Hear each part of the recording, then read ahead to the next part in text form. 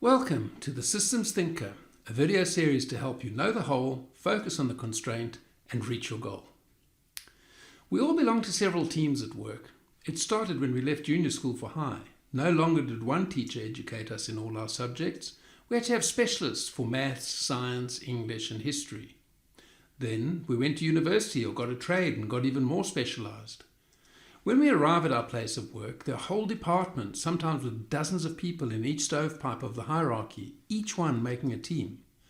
These are the vertical teams, but they're also horizontal teams. The supervisors, superintendents, managers, and executives all have a need to team up to coordinate the work they need to do across the silos.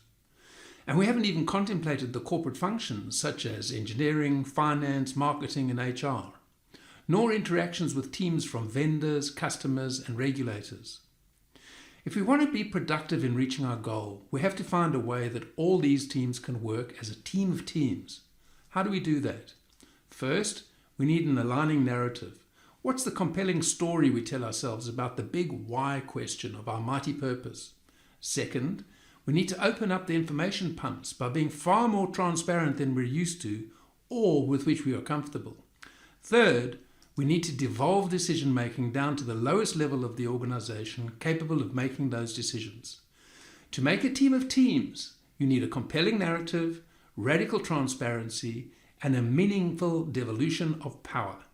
That's your tip for better ways to do better work and redefine what's possible.